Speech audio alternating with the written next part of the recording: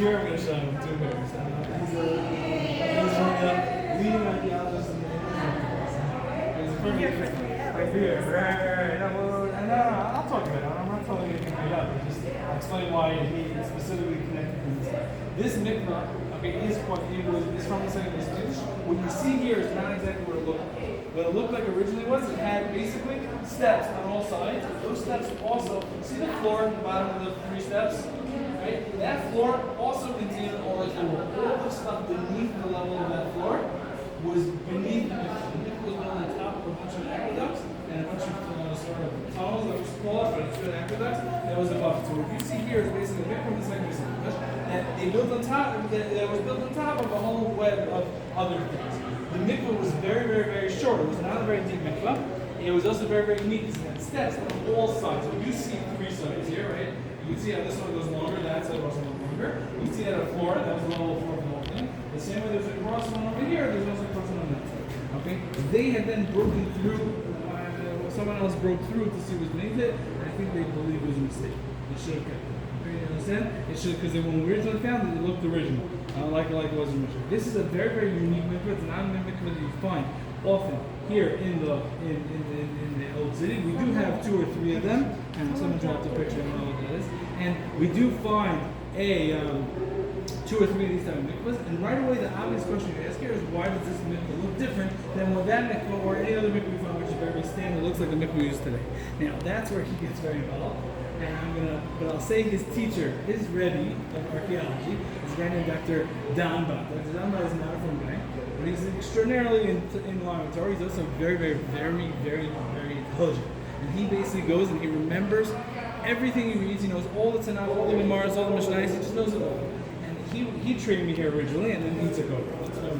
When he was training me here, he basically said to us, he used to pick on me. Why? Because I went to yeshiva. And because I went to yeshiva, I obviously, like him, know every Mishnah and every Gemara and every bit of Tanakh by heart, right? Do you? I can imagine you do. I'm sure you do. Okay, you learn in yeshiva. Now, the rest of our group didn't necessarily, or not necessarily on that level. So whenever he wanted to quote a Mishnah or a Gemara, he would call on me and make him fool me over and over and over again. But it was a joke. He already knew, like, he knows these guys don't know every source. They sort of know how to learn, but not necessarily have they finished everything. He's the opposite. He just knows everything. So he basically, when he's standing here, we said, Dr. Bob, what is this? It looks very different. I understand it's a mikvah, but it looks a little bit different. He goes, I'll explain. He goes, but Tzvi, tell us. It's a Mishnah. I said, oh, it's really sweet of you, Dr. Bob. I have no idea exactly. He goes, no, I'll tell you, it's a Mishnah in mikvahs. Mikvahs is like ours, no one actually learns mikvahs, okay? And then I was like, I have no idea what you're talking about. He goes, no. It's a Mishnah in mikvahs, so you start giving hints. I never learned mikvahs, I don't know anything about it. He goes, okay, the Mishnah says that how do you tovel the kalim of the ancient times? You sort of, gives an example of a needle, long story, but they basically would put on the steps and the water would sort of just go over it, and that's how you were tovel the kalim. Because this is a kalim mikvah. He even brought up a Gemara, right? This is a non-from guy quoting Gemara, okay? Who told me that the Gemara says that when at the end of a Lila Regal, 3 times a year, we come, everyone, all colors would come. At the end, what they would do is they would go and they would take all the kelim out of the base of Mikdash and toivel them. Why? Because if they were afraid someone, all thousands of people, hundreds of thousands of people coming, someone touched something, someone whatever, they would make sure they're all done. He said, good, you need these big step mikvahs to toivel all the things. This is a kelim mikvah. That's what he said.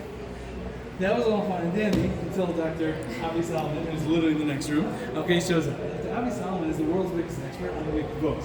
His Rebbe is Dr. Danba. But he knows more than his Rebbe about mikvahs. His Rebbe knows more in everything, but he knows about mikvahs that, why? Because he's a from guy. Let's see, where's the people?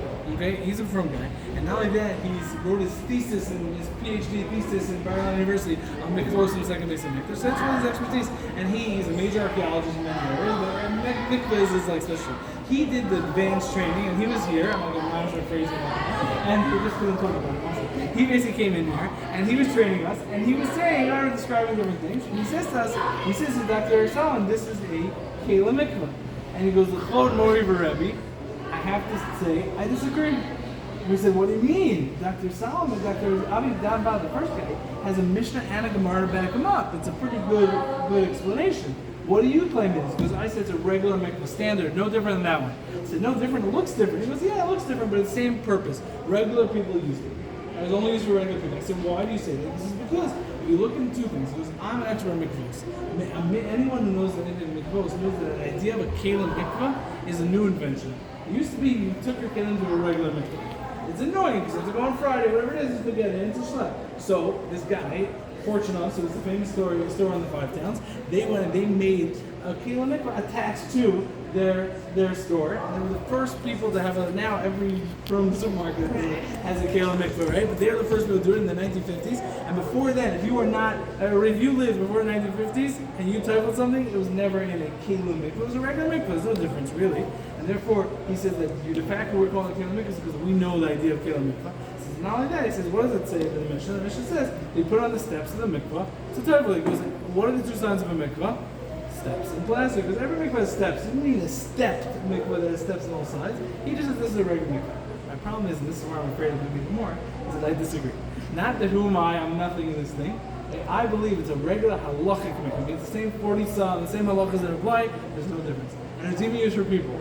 I believe it's used for a specific type of people. Who? Children. What people don't know is that every man, woman, and child had to go to the mikvah before going to Har Bayis. And the Gemara says that they used to start going to go to the base of Mikdash with their fathers, and they could sit on their father's shoulders, and they're gonna not fall back. So you already have a age 2 or 3 if kids go to the mikvah. Would you allow your 2 or 3-year-old to go into a 7-foot mikvah? Let's say the average depth of the mikvah that we find here, we're getting there next. The average depth of the mikvah that we find here in this area is something like 6 or 7 feet. Would you allow your little 3-year-old to go into a 7-foot, 6-foot mikvah? Probably not. And therefore, I believe they made small mikvahs for easily accessible mikvahs for younger or shorter people, disabled people who can understand, they're afraid of water, whatever it is, you had that option. And that's my opinion. I have no proof to it, I just think it's logical. And he gets very, if you can't prove it, it doesn't, you can't let it go.